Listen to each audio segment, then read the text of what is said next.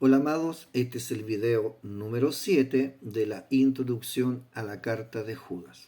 Comenzamos. El autor de la epístola de Judas es un tema de debate entre los eruditos. En el texto se proporciona algunas pistas para identificar quién podría ser. Aunque hay varios individuos llamados Judas en el Nuevo Testamento, el texto sugiere que el autor podría ser Judas, el hermano de Jesús, pero se plantean objeciones. Este análisis examinará las posibles identidades del autor y las razones detrás de su elección de título. El autor de Judas.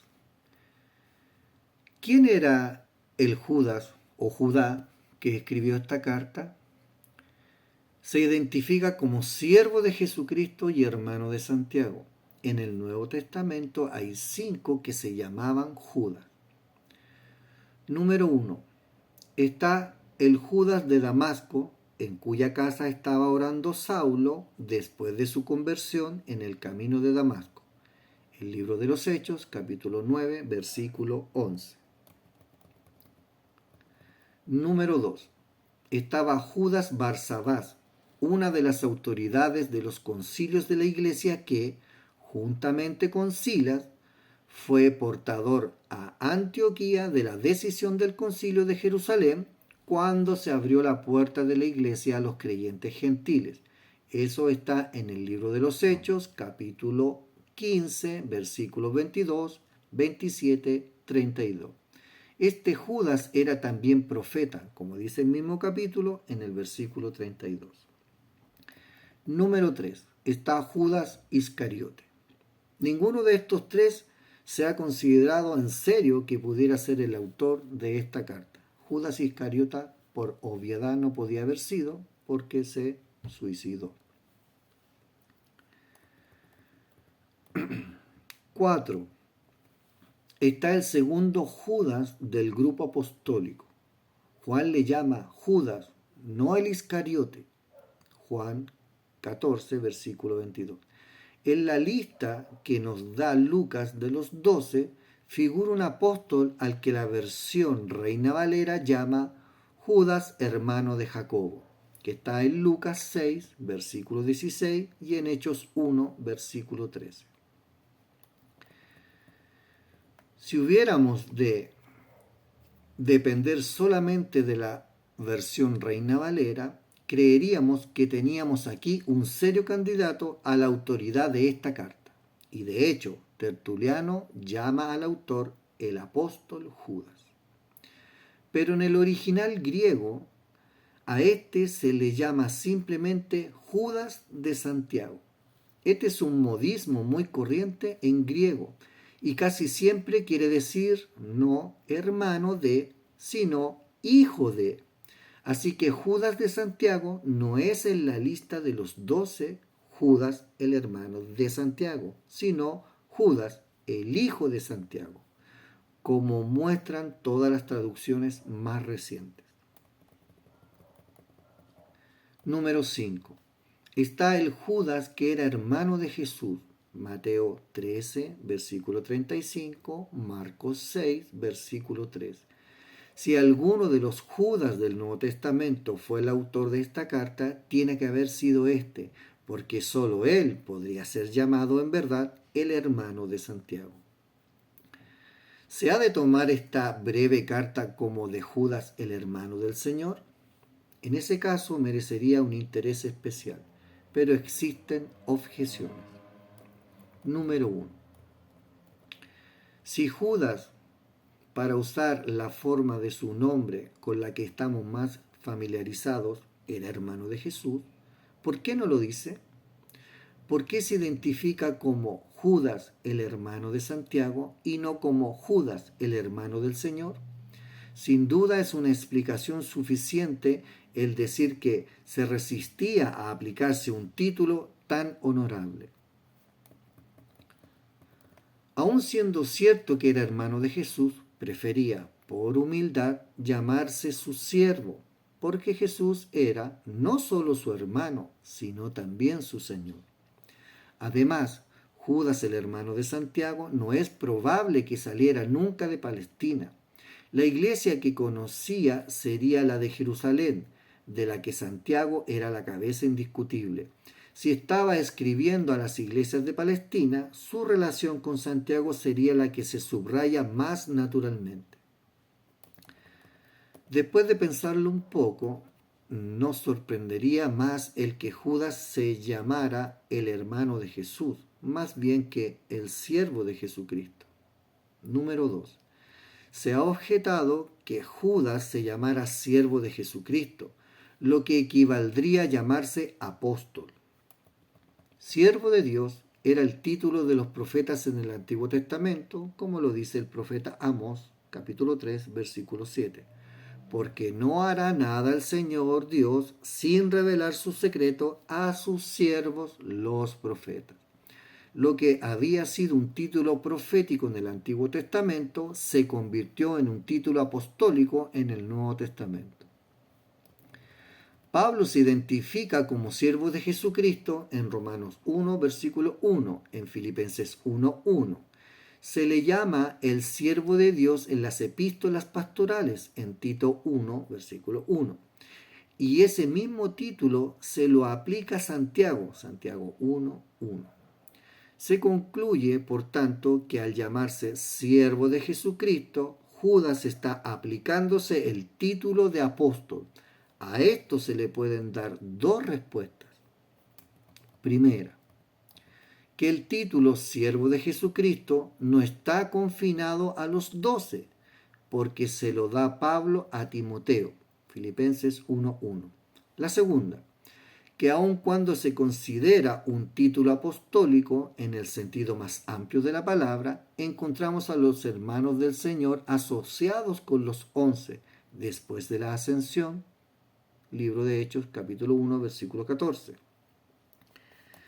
Y Judas, como Santiago, bien pueden haber figurado entre ellos.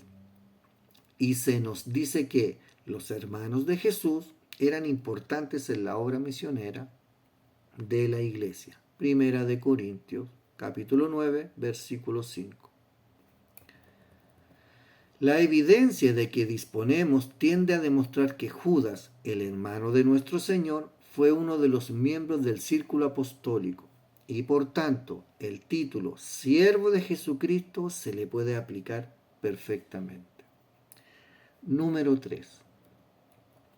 Se discute que el Judas de Palestina, que era hermano de Jesús, pudiera escribir en griego de esta carta, porque sería arameo parlante. Eso no es razonamiento conclusivo.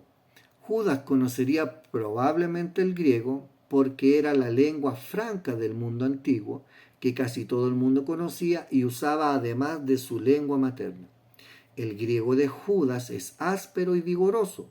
Puede haber estado dentro de la capacidad de Judas el escribirlo por sí mismo, y si no, usaría a algún ayudante o traductor como hizo Pedro con Silvano.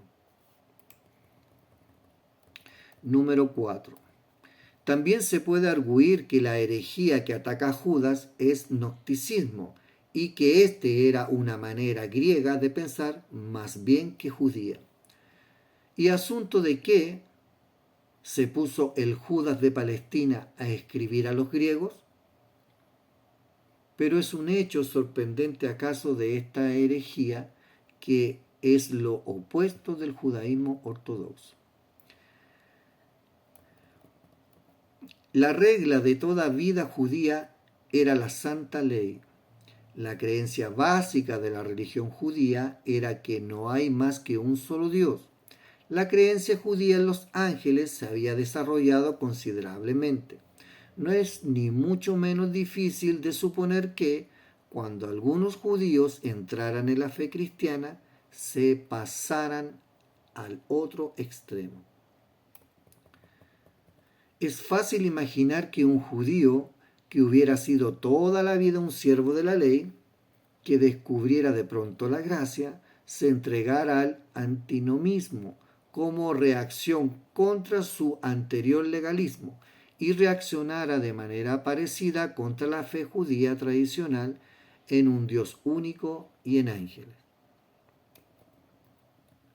Es de hecho fácil ver en los herejes a los que ataca Judas a judíos que habían entrado en la iglesia cristiana más bien como renegados del judaísmo que como cristianos verdaderamente convencidos.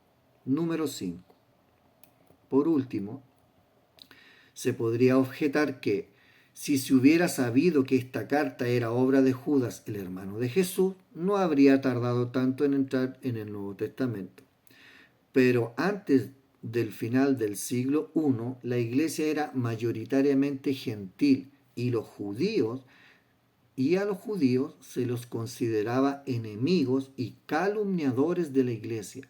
Durante la vida de Jesús, sus hermanos habían sido sus enemigos, y bien podría haber sucedido que una carta tan judía como Judas tuviera que vencer mucha resistencia para ser incluida en el Nuevo Testamento, aunque su autor fuera hermano de Jesús. En resumen,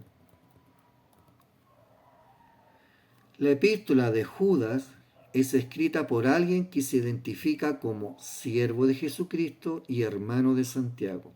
En el Nuevo Testamento se mencionan 5 personas llamadas Judas.